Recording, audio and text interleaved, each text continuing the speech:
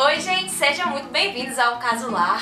Hoje começa uma nova série aqui, chamada Espaços e Enredos. Pra quem não sabe, além de arquiteta, eu também tenho um pezinho na arte relacionada ao teatro, à música. Daí eu pensei com uma amiga minha sobre por que não a gente analisar espaços e as histórias que esses espaços contam. Então, respeitando o distanciamento social, eu vou chamar ela. Fala aí quem é tu. Oi pessoal, eu sou a Bia, sou cenógrafa, diretora de arte e arquiteta por formação. Fiquei muito feliz pelo convite da Alana de vir aqui no Caso Lar participar desse vídeo e falar um pouco sobre a direção de arte e mostrar como existe essa conexão entre o mundo do cinema, do teatro e da arquitetura. Todos eles estão juntos, conectados, e mostrar também os simbolismos. O que a gente quer com esse vídeo é isso, falar como pequenas sutilezas que compõem o cenário, como cor, formatos, materiais, tudo isso está conectado com a arquitetura e são esses detalhes que servem para criar a ambiência da história, onde a história vai acontecer, se passar. São esses detalhes que fazem com que a gente realmente entre, se conecte com a história e esqueça que aquilo é uma série ou que aquilo é um filme. Com isso, acabe se conectando também mais com os personagens. A primeira produção audiovisual que nós vamos estudar, analisar, arriscar e interpretar vai ser a maravilhosa Coisa Mais Linda, uma produção da Netflix que teve a primeira temporada lançada no passado e esse ano estamos tendo a segunda temporada. Eu fiquei enlouquecida, porque se a série já era linda na primeira temporada, nessa parece que explodiu mais ainda de boniteza. Ela aparece num contexto bem interessante, que era no começo dos anos 60. Tem todo um contexto histórico que mostra como que estava o Brasil naquele momento. Era o começo da explosão da Bossa Nova. E aí também vai mostrando alguns contrastes, por exemplo, Bossa Nova e o samba, Rio, São Paulo. E os anos 60, convenhamos, era um ano que tem todo um simbolismo de ser revolucionário. E a série, sim, ela fala sobre toda essa revolução, mas principalmente sobre o empoderamento feminino, um tema que é super atual. Se hoje é polêmico, imagine naqueles tempos. Vamos começar falando sobre as personagens. Alerta de que sim, esse vídeo tem spoiler. A primeira delas, a Malu. A Malu é uma mocinha que sai de São Paulo depois de acontecer todo um trauma relacionado ao casamento dela e chega na cidade do Rio de Janeiro com sede pelo novo e querendo realizar o grande sonho dela, que é abrir um clube de jazz. E para fazer com que esse sonho dela se realize, ela conta com a ajuda de uma mulher maravilhosa chamada Adélia, que já era moradora lá do Rio de Janeiro. Uma mulher forte, mas com a realidade completamente contrastante da dela. Mas juntas, elas conseguem fazer esse sonho acontecer. E esse contraste, por sinal, ele é representado de diferentes formas, inclusive nas cores, nas casas, no figurino e nas falas também. Daí tem a Teresa, uma mulher que, dentre elas, foge já da curva relacionada àquela esposa que mora dentro de casa e vive às custas do marido. A Teresa, ela é, digamos, a mais diferentona. Ela é mais livre sexualmente falando, ela já trabalha em cargos altos em empresas de comunicação e ela traz esse questionamento inquietante para as mulheres que tanto admiram ela. Em contraste com a Teresa, a gente tem a Lígia. Na primeira temporada é tida talvez como, dentre as quatro, a mais submissa relacionada ao patriarcado. Assim. Ela sofre duras penas nas mãos do marido e acaba vindo a falecer, sendo assassinada pelo seu bonitão marido, nada agradável, que continua infernizando a vida delas na segunda temporada. E chega na segunda temporada, agora sem a Lígia, vem a Ivone, a irmã da Adélia. Maravilhosa também, ganha um destaque dentre a história dessas quatro personagens. Ela também tem um sonho de cantar e ela mostra toda a ascensão e confiança que ela vai conquistando ao longo da segunda temporada. Falando nos aspectos visuais que a série proporciona, eu senti uma explosão de cores. Ela queria representar na história de cada personagem o que de fato estava dentro delas. E isso era muito perceptível nesses contrastes de realidade, principalmente. As imagens da série são completamente envolventes.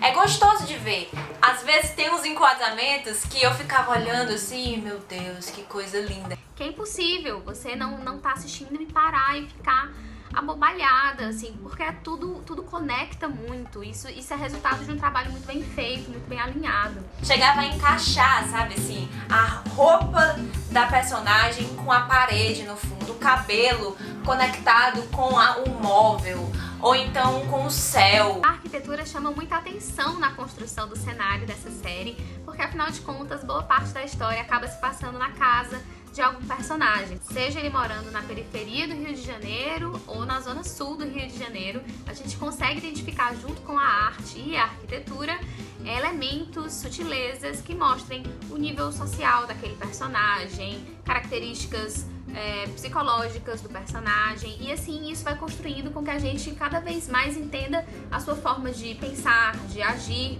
e não cause nenhum estranhamento, sabe? Quando a pessoa, sei lá, age de uma forma, mas se veste de outra, e a decoração da casa dela é outra, e nada conecta com nada. A gente não tem esse problema na série. Como eu já disse, a estética da série é uma coisa muito bonita, mas por que a gente acha aquilo que a gente tá assistindo tão bonito assim? As cores mais presentes na série são as cores terciárias, são justamente essas cores que a gente não sabe direito dizer o que é, sabe? É aquele azul meio esverdeado, aquele amarelo meio alaranjado, aquele rosa, mas que tem um pouquinho de roxo. São essas cores que principalmente compõem a cartela de cor da série. Um outro detalhe que eu notei também, que pode ser coisa da minha cabeça, mas também pode fazer todo sentido do mundo, a gente nunca vai saber, porque isso aqui é uma análise, né? Teria que estar lá para realmente estar discutindo isso com o diretor de fotografia, principalmente. Vários momentos decisivos da série tem janelas ao fundo. E isso serve tanto para iluminar a cena. Boa parte da série foi gravada em estúdio, então tudo aquilo ali foi montado para parecer real, não é de verdade, não é uma locação real, um local real, é um estúdio. A janela tem essa função de iluminação, mas a janela também tem a função de expandir horizontes. Então tem alguns momentos em que a Malu se conecta com a janela, com a paisagem do Rio de Janeiro de uma forma muito, muito intensa. E tem alguns momentos também ali no final da segunda temporada em que as janelas já aparecem fechadas. Então, acho que tem alguma coisa aí. Como boa parte da história se passa dentro da casa das protagonistas, não tem nem como a gente não notar a arquitetura. Em algumas casas a gente vê uma pintura mais desgastada, como é o caso da Adélia. Em outras a gente já vê quadros de design assinado ou cabeceiras de cama com um requinte de detalhes de madeira de entalhamento, que é no caso a casa da Teresa.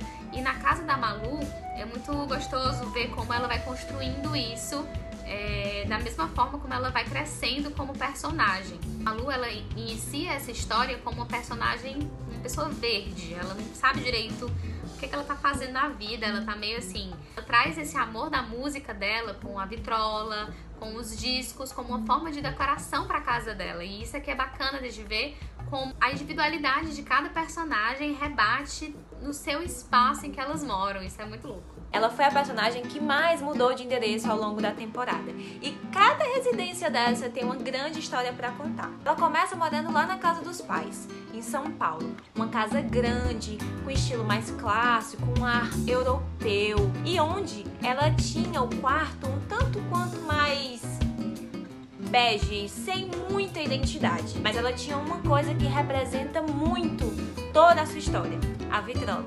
Não só nessa casa, mas em todas as outras que ela vai e tem realmente como casa. Daí, ela vai para o Rio de Janeiro em busca do amado marido, onde ela tem uma grande decepção. E encontra nesse apartamento alguns resquícios de possível traição. Um apartamento escuro, todo fechado, que tem uma iluminação super, quase imperceptível. E ela resolve colocar fogo em todos aqueles objetos que ela sente que traz uma memória ruim. É ali onde começa a nova jornada da Malu. E lá ela vai pro apartamento da amiga Teresa, onde ela passa umas noites num quarto possivelmente de hóspede. Um quarto que não tem tanta identidade assim, porque não é de fato o quarto do casal. Em alguns momentos até mostra o apartamento da Teresa E esse sim, é cheio de cores, cheio de identidade. Pois ela resolve ter que morar dentro do clube de jazz.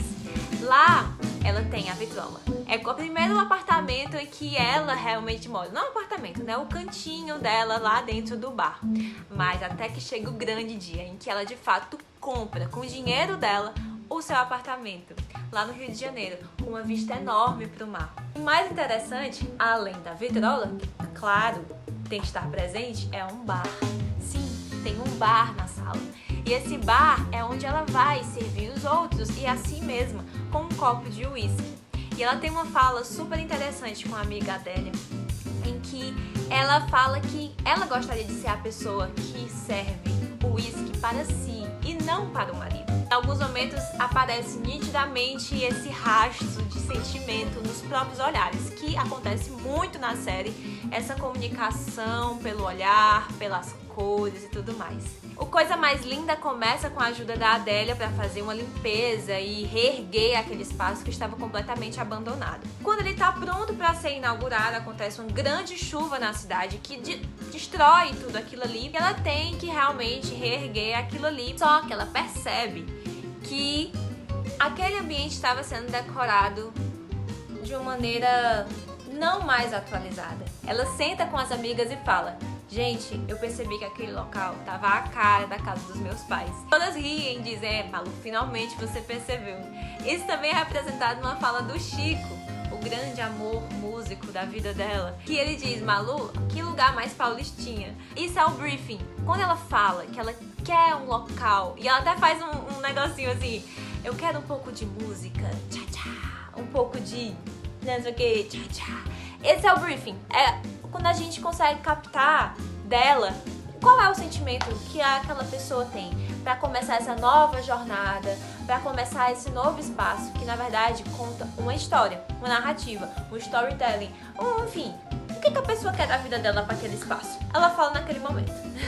E esses foram os nossos palpites em relação ao cenário, mas também sobre o enredo dessa série maravilhosa, que a gente poderia passar horas, dias falando sobre, porque a cada momento é um insight novo e a gente tá louco pra saber se vocês gostaram. Então deixem aqui nos comentários se realmente despertou algumas coisas, se tem alguma coisa que vocês perceberam e a gente não abordou. Deixem um joinha também, compartilhem com os amigos.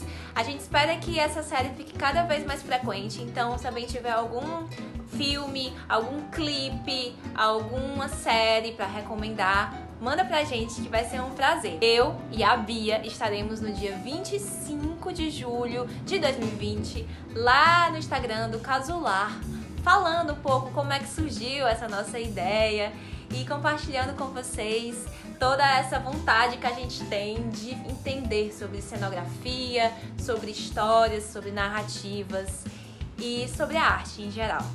Um cheiro!